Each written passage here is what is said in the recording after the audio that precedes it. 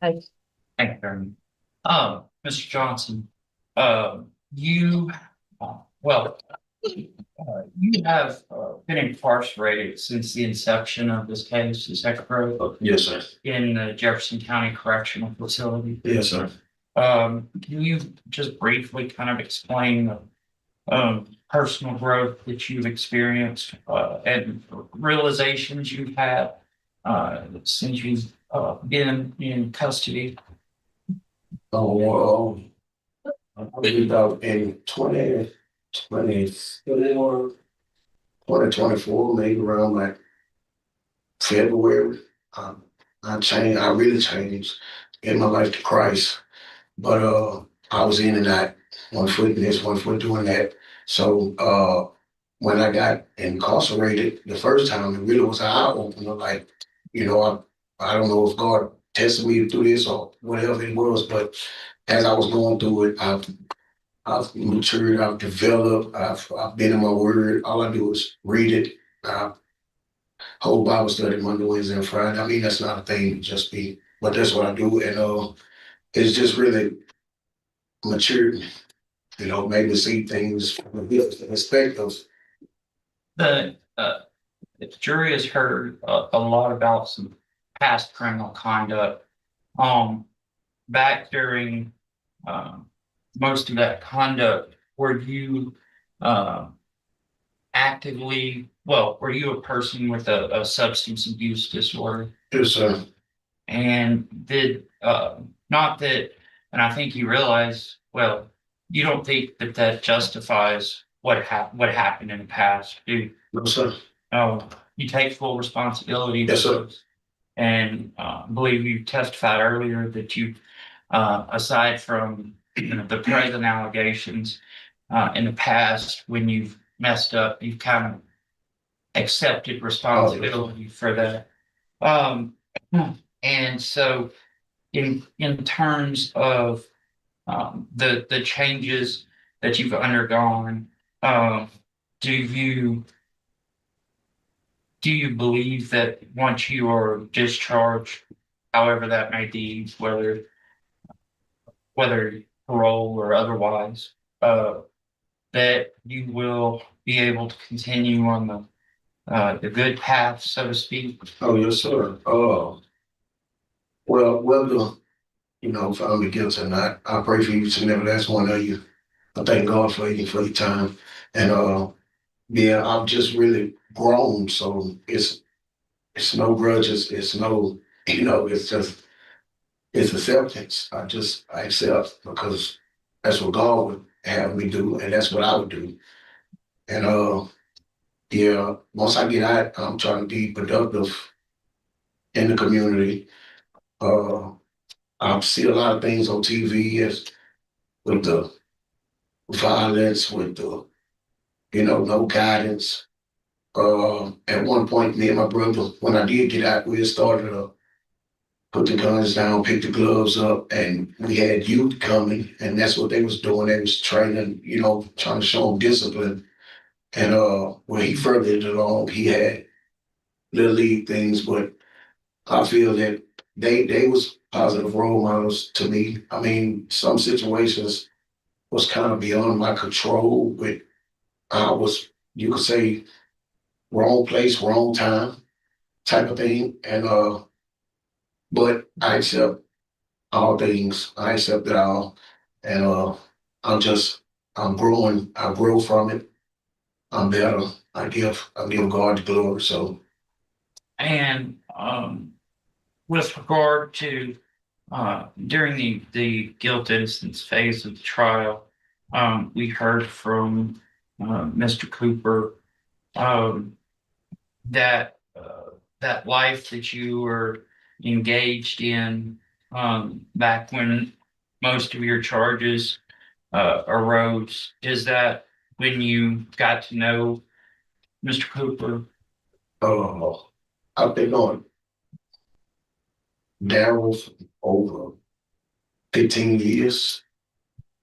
But what really got me was what how Daryl came on the stand as if I was some modern day Billy the Kid or something, or just taking him down or taking his money or hurting him in any kind of way.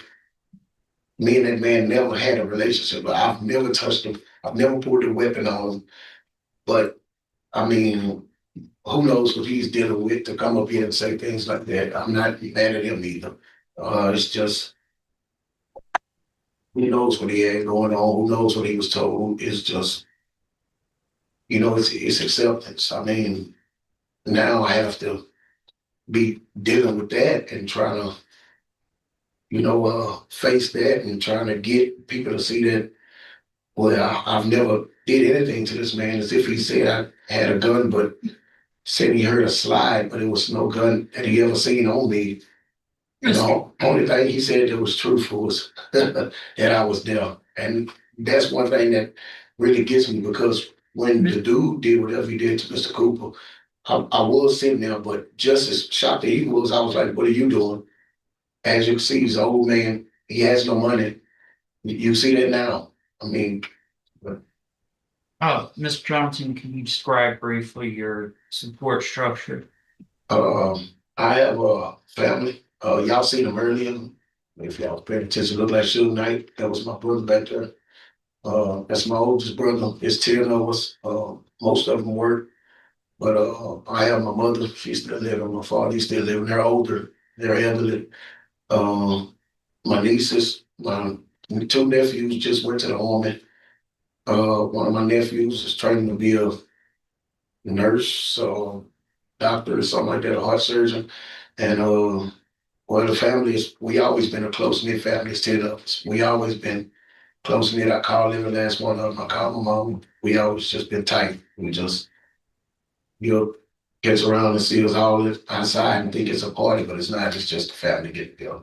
You indicated that in the not too distant past you have uh, rededicated your life to God, I believe is what you said. Yes, sir. Do you have a particular place of worship that you intend to attend when you are discharged or released? Yes, sir. Macedonia Baptist Church is right off Gladys. It's small, but I've been to it a couple of times. It's powerful. Good word in there. The spirit is moving in there. And that's a place that has accepted me, and I still call the pastor. And he prays with me, and he give me things that I give back to others. Kind of comment, feedback thing. Uh, and it's just a place that I'm gonna go when I get out.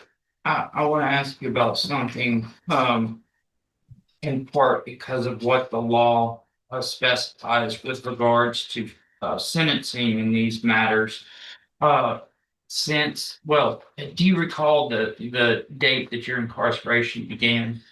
Uh, yes, sir. On my birthday, I went, reported, and turned myself in because I was a suspect in another case, and I volunteered to call them, turned myself in, gave my statement, and it's been since September 14th, Of 2024.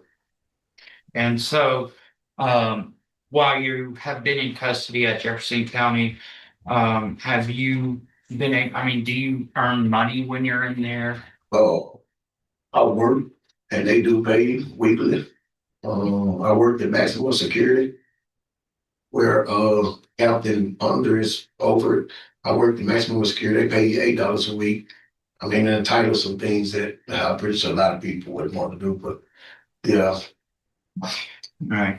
And so in terms of ability to pay a fine, um, because you are in custody now, have been since 2024, and will continue to be until such time as you are uh, discharged, everything that you're dealing with is being cleared up.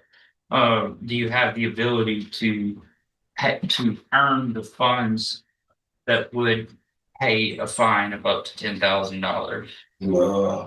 No, sir, no, sir. I wouldn't be able to obtain those funds. If I had $10,000, we already been out, you probably fighting this from the world, or trying to settle it from the world, but No, sir, there's no way for me to pay $10,000. I'll pass the witness, Your Honor. Thank you, Mr. No Wilkerson. questions for this defendant, Judge. Thank you, Mr. Johnson. You can have a seat. He entered the courtroom in shackles, but wrapped in scripture. Born into a close-knit family of 10, raised on loyalty, he admits the old life was a war zone. Substance abuse, wrong place, wrong time sins, and a brotherhood that taught kids to trade bullets for boxing gloves. Then came the turning point, February 2024. Behind bars in Jefferson County, he says God tested him. He surrendered. Now he studies the whole Bible 3 days a week, calls his pastor from lockup, and dreams of returning to Macedonia Baptist Church. He prays for the jury. No grudges, only acceptance. But forgiveness has a limit.